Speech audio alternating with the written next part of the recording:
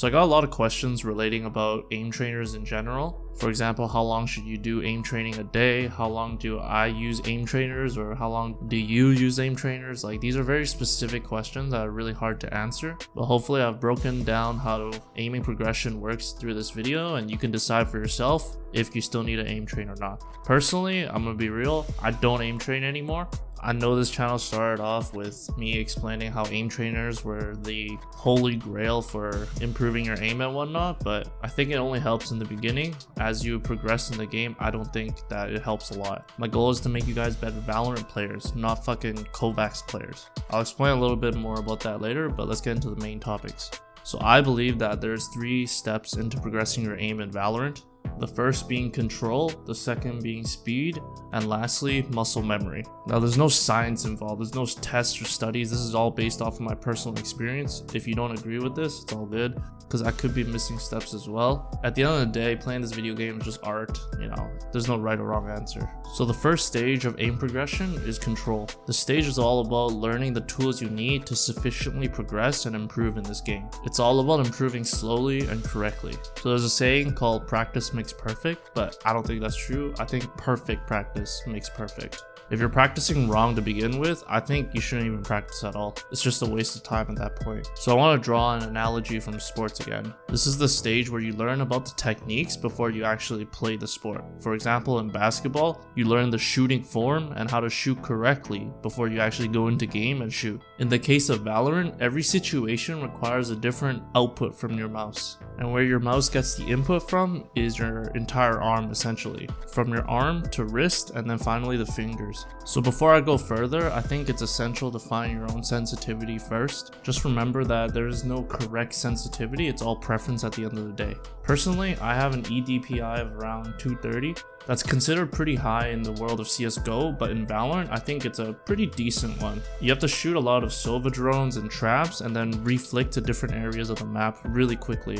This game definitely requires more mouse movement than CSGO. So coming back to the topic of different body parts produce different techniques, the arms, wrists, and fingers all produce a different aiming technique. So let's begin with our fingertips. We actually use this body part to make precise micro adjustments, mostly for headshots and whatnot. Ron Rambo Kim actually made a very good video explaining how to aim like 10s, for example. You guys should definitely check that out. I'll put that in the link in the description below. But first, here are some drills to practice.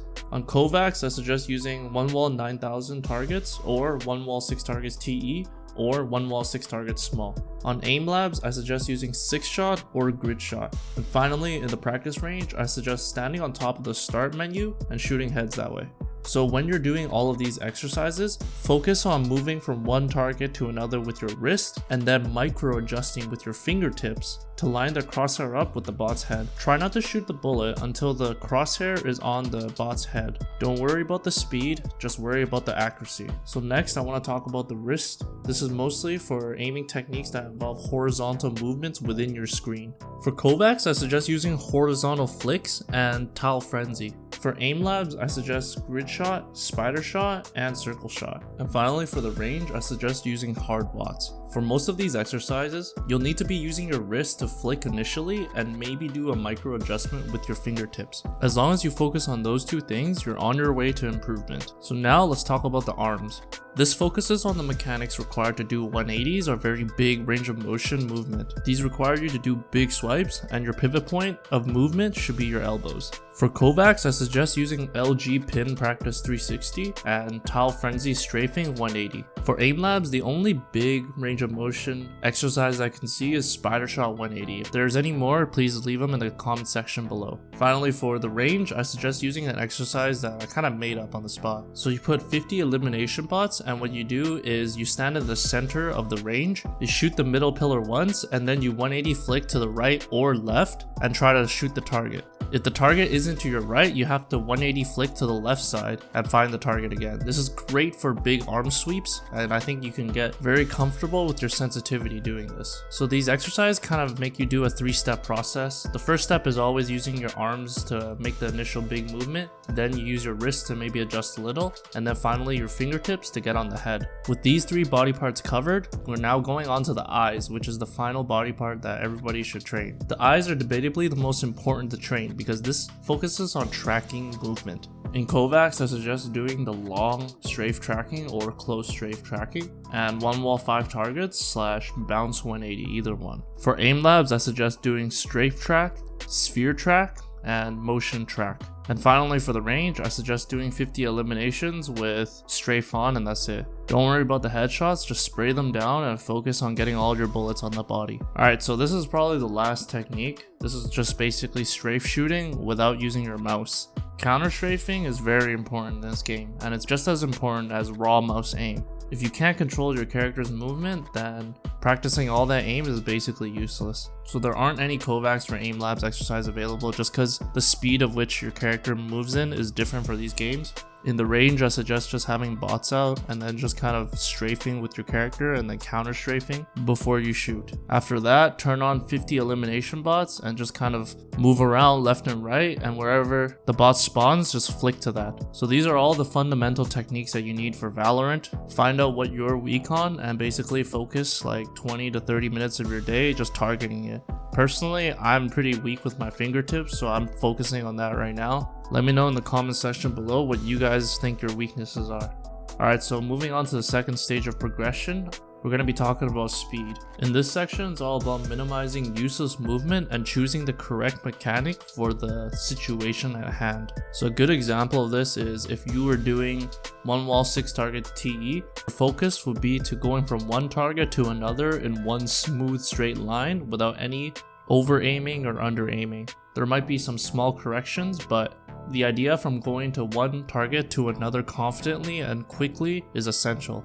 A good example of this would be the Aimlabs line shot. Although I don't think the exercise that they make is good, this is pretty much the idea that I want you guys to have when you're practicing. To do this correctly, you have to master the process of using your eyes to assess the correct situation and input the correct mechanics afterwards. So for an in-game example, I want to use Haven's B window. So let's just say you're pre-aiming on the right side of the window and expecting somebody to swing out of the right side, but all of a sudden an enemy from the left shows up. Your eyes have picked up the second enemy, and your brain should be thinking about using your wrist to flick from the right side to the left side and input the mechanic you used at least like 1,000 times on hardbots. Another in-game example is, let's say you're stuck in a long-ranged fight. I would input the mechanic of using my fingertips to aim. Personally, in this situation, I think about things like one wall 6 targets small. The head of their enemies is just a small target to me. I just need to use my fingertips to micro adjust and get my crosshair on the head before I shoot. Just think about the tools you've practiced and the situations you're in, and eventually you should reach the final stage of aiming, which is muscle memory. Before I go to that though, if in their high scores on Kovaaks or Aimlabs you're like the top 0.1%, I think that's at a good level where you don't need to continue aim training anymore. You're trying to get better at Valorant, not aim training. So the final stage of aim progression is muscle memory. This is where you start instinctually inputting the mechanics required the moment you see the target. It takes some time, but eventually anybody can get to this point. You should focus more on playing the game to develop this. So first of all, I want to talk about the theory of breaking habits and building new ones. The reason we have aiming habits to begin with is because we've used that specific aim tool before in the past and maybe it's worked. Example being, if you are currently gold and you've beat bronze players using the current mechanics you have right now, your brain automatically says this is a good mechanic to have, and it starts putting it in the section of your brain called the medulla something, I don't fucking know how to say it, but this basically controls your breathing and it's basically for anything subconscious. Now to break these mechanical habits, you would first have to consciously be thinking about breaking them. This might be obvious for some, but training your aim in deathmatch is always better than doing it in ranked. Two reasons being, sometimes players are just too focused on winning and not improvement, and overall you're just not getting into enough gunfights. Use the deathmatch feature to improve your newly acquired aiming mechanics from the aim trainers, and use rank to improve your game sense. Alright, so lastly I want to address something that I know you guys will talk about in the comments, and that's Aimer7 claiming that muscle memory is a myth. That is 100% true in the sense of aim training, but we're talking about Valorant here. The reason for this claim is due to aim trainers having basically completely random spawn patterns for the targets. You have to be actively thinking about it just to stay on the target or to hit it. In Valorant though, some interactions and movements are repetitive and can be broken down to muscle memory.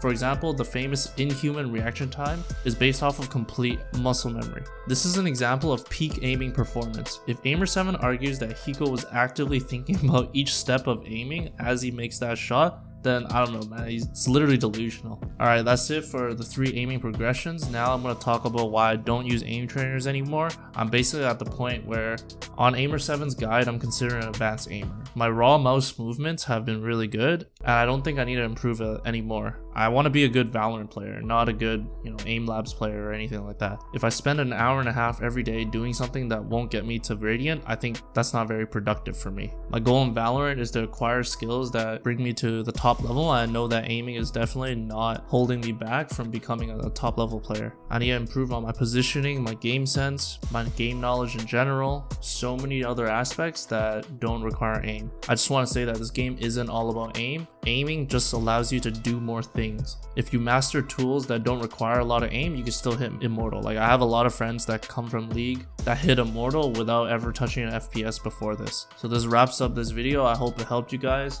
If it did, as usual, hit the like and subscribe button. Maybe comment in the section below to see where I could improve on for my videos. But other than that, peace out, guys.